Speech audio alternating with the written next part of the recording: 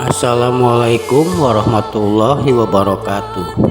Semoga semua pintu rezeki selalu terlimpah pada kita semua. Mari kita telusuri jejak sejarah dan pelajaran berharga dari kehidupan Sunan Kalijaga.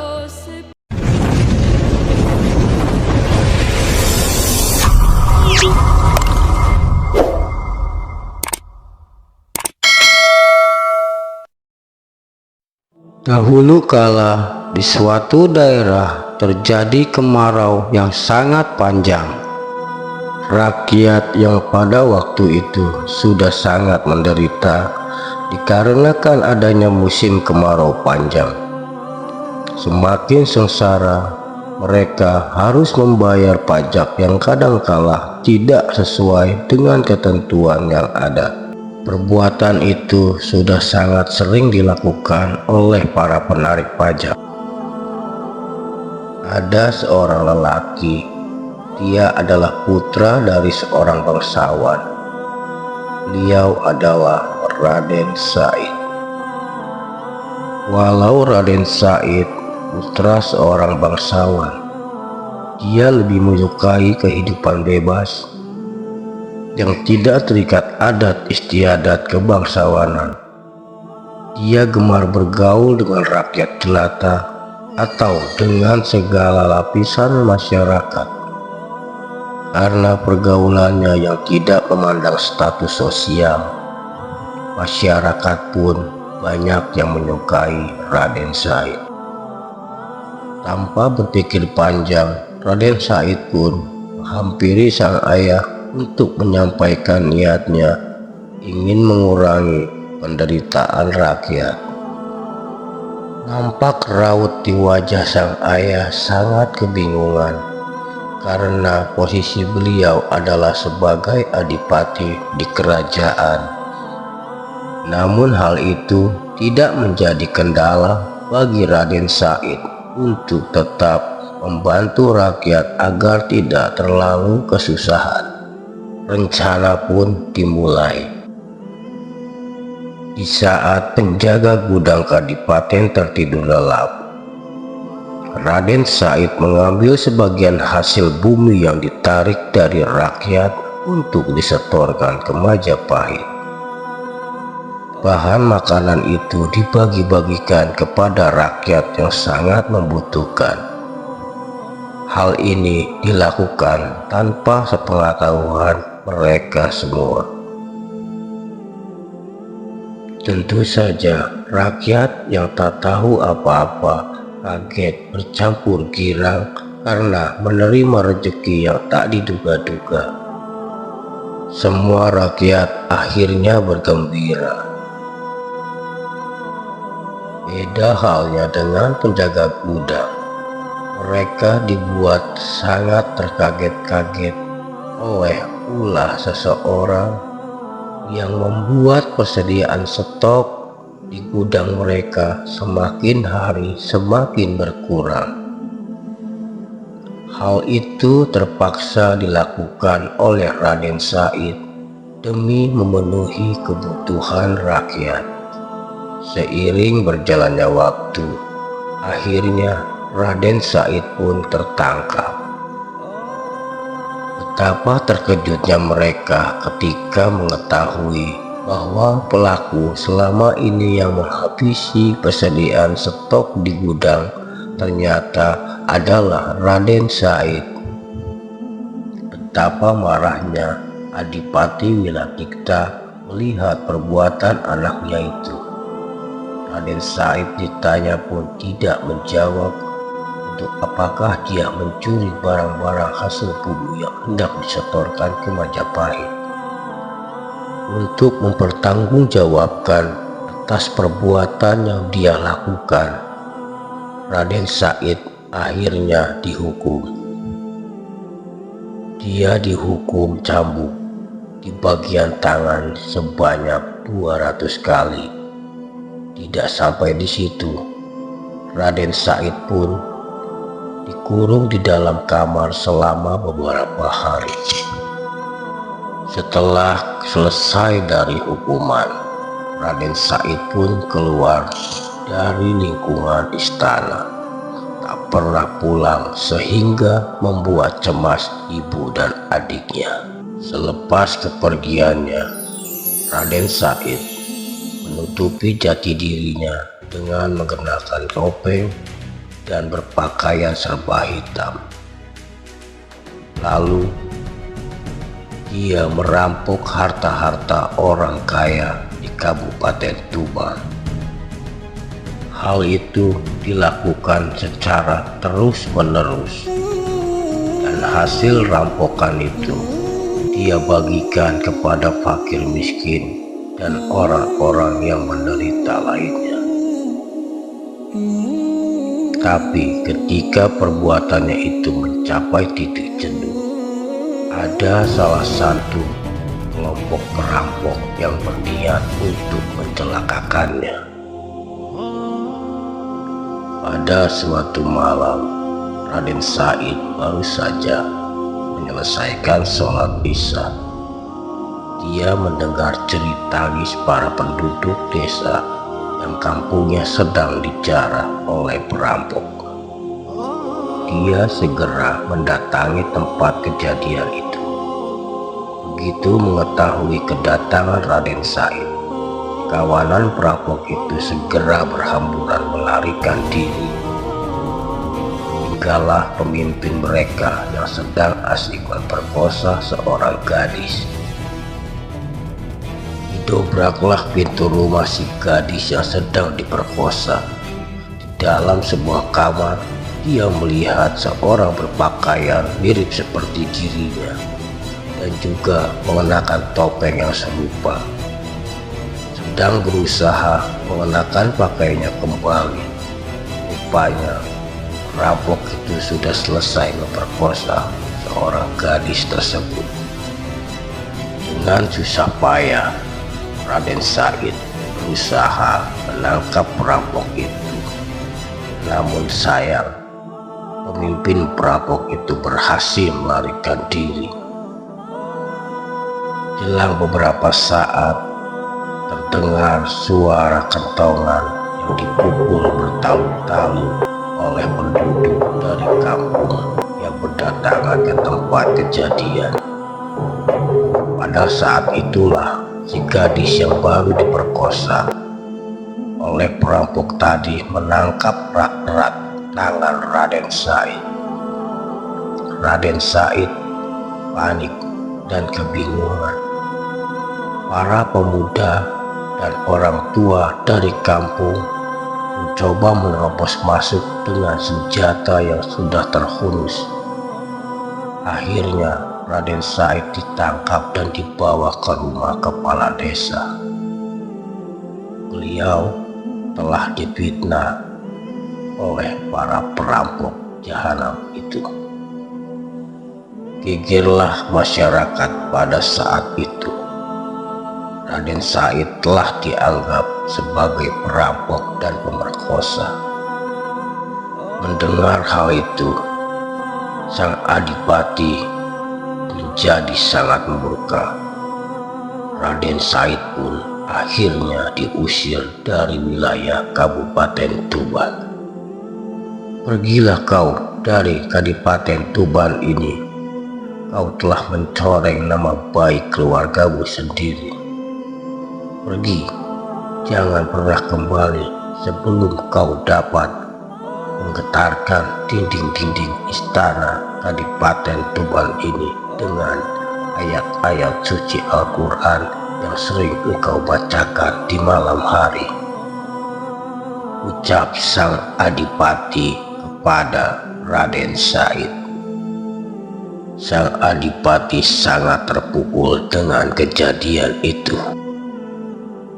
Raden Said yang diharapkan dapat menggantikan kedudukannya kini telah pergi meninggalkan Kadipaten. Berbeda halnya dengan adik Raden Said yang bernama Dewi Rasawulan. Dia meyakini bahwa kakaknya Raden Said telah difitnah oleh seseorang. Dewi Rasawulan mempunyai hati dan budi pekerti yang sangat tinggi. Dia yakin bahwa kakaknya tidak mungkin melakukan perbuatan yang sangat keji. Dewi Rasawulan yang sangat menyayangi kakaknya merasa kasihan, dan tanpa sepengetahuan ayah dan ibunya, dia pergi meninggalkan istana Kadipaten Tuban untuk mencari Raden Said untuk diajak pulang. Seiring berjalannya waktu, kemanakah Raden Said setelah diusir? Raden Said mengembara tanpa tujuan yang pasti, dan pada akhirnya dia menetap di hutan Jatiwangi. Selama bertahun-tahun ia menjadi perampok budiman. Mengapa disebut perampok budiman? Karena hasil rampokannya itu tak pernah dimakannya, selalu diberikan kepada fakir miskin. Raden Said ketika merampok, dia hanya merampok harta para orang kaya yang kikir, tidak ingin menyantuni rakyat jelata, dan tidak pernah mau membayar zakat. Di hutan Jatiwangi, dia mengganti nama aslinya. Orang banyak menyebutnya dengan nama Berandal Lokajaya. Pada suatu hari, ada seorang berjubah putih lewat di dalam hutan Jatiwangi. Dari kejauhan, Berandal Lokajaya sudah mengincarnya. Orang itu membawa tongkat yang sangat berkilau seperti emas. Terus diawasinya orang tua berjubah putih itu. Setelah dekat, dia hadang langkahnya, dan tanpa banyak bicara lagi, direbutnya tongkat itu dari tangan lelaki berjubah putih.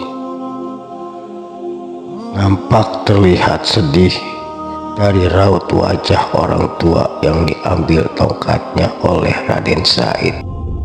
Tanpa memperdulikan kesedihan orang tua itu, Raden Said sedang memperhatikan tongkat yang dipegangnya. Setelah dia mati, ternyata tongkat itu bukan terbuat dari emas, melainkan hanya terbuat dari kuningan. Setelah mengetahui bahwa tongkat tersebut bukan terbuat dari emas, Raden Said pun berniat mengembalikan tongkat itu. "Patua, ini tongkatmu kukembalikan." "Patua, sudahlah, jangan menangis lagi. Ini tongkatmu kukembalikan," ujar Berandal Lokajaya kepada lelaki tua tersebut. "Bukan tongkat ini yang kutangisi," ujar lelaki itu sembari memperlihatkan beberapa batang rumput di tangannya. "Lihatlah, aku telah berbuat dosa. Rumput ini tercabut ketika aku terjatuh tadi." "Apa? Hanya beberapa lembar rumput saja yang tercabut? Kau bilang merasa berdosa?" tanya Berandal Lokajaya dengan heran. "Ya, memang berdosa, karena aku mencabutnya tanpa sesuatu keperluan. Andai kata rumput ini kucabut untuk keperluan makan ternak, itu tidak akan mengapa. Tetapi untuk sesuatu kesia-siaan, benar-benar suatu dosa," jawab lelaki tua tersebut. Bergetarlah hati Berandal Lokajaya ketika mendengar jawaban dari lelaki tua tersebut. "Anak muda, "Sedang apa sebenarnya kau berada di hutan ini?" tanya lelaki tua itu kepada Beranda Lokajaya. "Saya menginginkan harta." "Untuk apa?" Pertanyaan kembali terlontar kepada Beranda Lokajaya. "Saya akan berikan harta ini kepada fakir miskin yang sangat menderita." "Oh begitu, tapi sangat disayangkan anak muda. Caramu untuk mendapatkan harta tersebut sangat keliru," ujar lelaki tua. "Wahai orang tua, apa maksudmu?" tanya Beranda Lokajaya kepada lelaki tua itu dengan nada sedikit kesal. "Bolehkah aku bertanya, anak muda?" desah orang tua itu. "Jika kau mencuci pakaianmu yang kotor dengan air kencing, apa tindakanmu itu benar?" "Sungguh perbuatan yang bodoh," sahut Beranda Lokajaya. "Hanya menambah kotor dan bau pakaian saja." Mendengar jawaban Beranda Lokajaya, lelaki tua itu pun tersenyum. "Demikianlah perbuatan amal yang kau lakukan selama ini. Kau anggap sebagai sedekah dengan barang didapat dengan secara haram atau mencuri. Itu sama halnya dengan kau mencuci kotoranmu sendiri dengan air kencingmu sendiri." Dengan seketika Beranda Lokajaya pun terdiam. Lelaki tua itu pun melanjutkan ucapannya. "Allah itu adalah zat yang baik, hanya menerima amal dari barang yang baik atau yang halal." Beranda Lokajaya pun tercengang mendengar ucapan dari lelaki tua tersebut. Banyak hal yang terkait dengan usaha mengentaskan kemiskinan dan penderitaan rakyat pada saat ini, engkau tidak bisa merubahnya hanya dengan memberi bantuan makanan dan uang kepada para penduduk yang menderita. Kau harus memperingatkan pada penguasa yang zalim agar mau mengubah cara memerintahnya yang sewenang-wenang. Kau juga harus dapat membimbing rakyat agar dapat meningkatkan taraf kehidupan yang lebih layak. Beranda Lokajaya pun terpana. Nasihat seperti inilah yang dia damba-dambakan sejak dahulu. Jika kau tak ingin kerja keras dan kau hanya ingin beramal dengan cara yang mudah, maka ambillah itu. Itu barang halal, ambillah sesukamu. Ketika berkata, lelaki itu sambil menunjuk pada batang pohon, dan dengan seketika pohon itu pun berubah menjadi emas. Betapa terkejutnya Beranda Lokajaya melihat kejadian yang aneh itu, dan mengira orang tua itu menggunakan sihir untuk mengelabuinya. Dikeluarkanlah semua ilmu yang dimiliki oleh Beranda Lokajaya, karena dia mengira bahwa pohon yang terbuat dari emas itu adalah tipu muslihat. Akan tetapi, setelah semua ilmu yang dia miliki dia kerahkan, tetap saja pohon aren itu tidak berubah, tetap menjadi seperti emas. Ilmu apa yang dipakai orang tua itu? Semua ilmu yang kumiliki telah aku kerahkan, tapi tetap saja pohon itu tidak berubah seperti semula. Ia pun terdiam. Beberapa saat kemudian, di tempat dia berdiri, dia mencoba memanjat pohon aren itu, dan ternyata pohon aren itu benar-benar berubah menjadi emas seluruhnya. Tanpa diduga, pohon aren itu buahnya berjatuhan dan mengenai kepala Brandal Lokajaya. Dan akhirnya beliau pun pingsan di bawah pohon aren tersebut. Ketika Brandal Lokajaya sadar, buah aren pun berubah menjadi seperti semula. Ketika Brandal Lokajaya melihat sekelilingnya, ternyata orang tua tersebut sudah menghilang entah kemana. Masih terbayang dan terngiang ucapan orang tua tersebut di telinga dan pikiran Brandal Lokajaya. Dengan segenap kekuatan dia berlari mencari orang tua tersebut, dan sampai akhirnya dia menemukan bayangan. Dari kejauhan dia melihat orang tua tersebut berjalan dengan begitu santainya, dan akhirnya orang tua tersebut pun terhenti, bukan karena kehadiran Brandal Lokajaya, akan tetapi karena di hadapan orang tua tersebut terbentang sungai yang cukup lebar. "Tunggu," ucap Brandal Lokajaya ketika melihat orang tua itu hendak melangkahkan kakinya kembali. "Sudilah kiranya Tuhan menerima saya sebagai murid," pinta Brandal Lokajaya kepada lelaki tua tersebut. "Menjadi muridku? Mau belajar apa, anak muda?" tanya lelaki tua kepada Brandal Lokajaya. "Apa saja, asal engkau mau menerima aku sebagai muridmu," jawab Brandal Lokajaya. "Berat, sungguh berat sekali anak muda. Bersediakah engkau menerima syarat-syarat yang kuberikan?" "Saya bersedia," ujar Brandal Lokajaya. Lelaki tua tersebut langsung menancapkan tongkatnya di tepi sungai.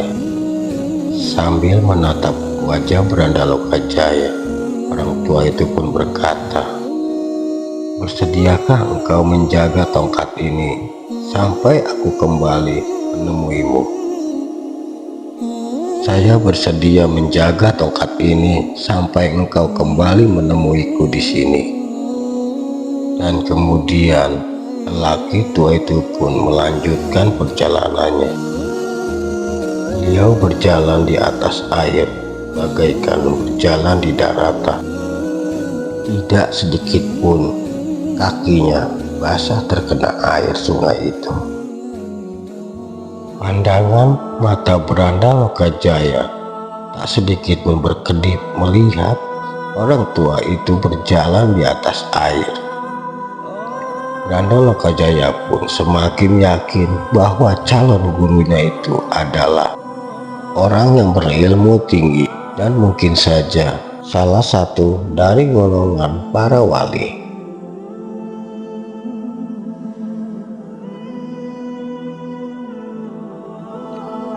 Setelah lelaki tua itu menghilang dari pandangan Brandal Lokajaya, ia pun segera duduk bersila.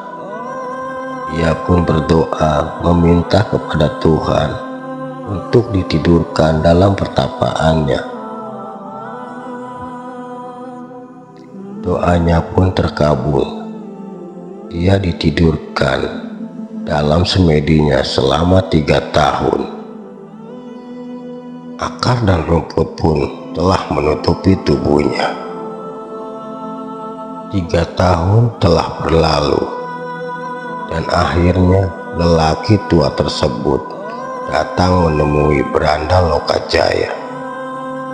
Dibangunkanlah beliau dari pertapaannya, namun tidak bangun dan tidak membuka mata sedikit pun. Dikumandangkanlah azan di telinga Brandal Lokajaya. Setelah mendengar suara azan, Brandal Lokajaya pun terbangun dari pertapaannya yang begitu panjang. Setelah terbangun, tubuhnya pun dibersihkan lalu diberi pakaian yang bersih, wangi, dan dia langsung dibawa ke Tuban. Mengapa dibawa ke Tuban? Karena lelaki tua tersebut adalah Sunan Bonang. Randa Lokajaya kemudian diberi pelajaran agama yang sesuai dengan tingkatannya, yaitu tingkat para wali Allah. Di kemudian hari, Randa Lokajaya terkenal dengan sebutan Sunan Kalijaga. Kalijaga adalah orang yang menjaga kali.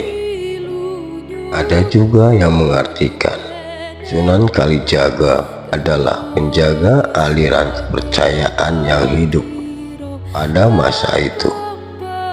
Dijaga maksudnya supaya tidak membahayakan umat, melainkan diarahkan kepada ajaran Islam yang benar. Demikianlah kisah sejarah Sunan Kalijaga. Semoga kita semua selalu diberi kesehatan dan rezeki yang berlimpah. Amin, amin ya rabbal alamin. Wassalamualaikum warahmatullahi wabarakatuh.